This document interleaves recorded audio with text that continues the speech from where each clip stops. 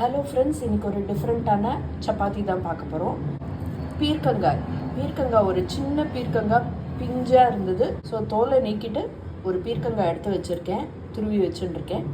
அதில் கொஞ்சமாக மஞ்சள் பொடி, ஜீரகப்பொடி, கரம் மசாலாலாம் கொஞ்சம் எடுத்து வச்சுட்டுருக்கேன். அடுத்தது கருப்பு எள்ளு, ஓமம், காரப்பொடி, உப்பு, ஒரே ஒரு கப்பு கோதுமை மாவு எடுத்து வச்சுருக்கேன். பாருங்கள், இன்னும் இந்த மாவுக்கு நான் தண்ணியே சேர்க்கல, அந்த பீர்க்கங்காவோட ஈரம்தான். இப்போ லேசாக தெளித்து பிசைஞ்சாலே மாவு பிசைஞ்சு விடலாம். ஒரு சொட்டு எண்ணெயை விட்டு ஒரு 5 நிமிஷம் மூடி வச்சாக்க மாவு நல்லா ரெடி ஆகிடும். அப்புறம் சப்பாத்தி இடலாம். எண்ணெயை இப்படி லேசாக ப்ரஷ் பண்ணால் போகும். கம்முன்னு வாசனையாக இருக்கும் இந்த ரோட்டி. பிகாஸ் இதில் ஓமம், எள்ளு எல்லாம் போடுறோம் இல்லையா.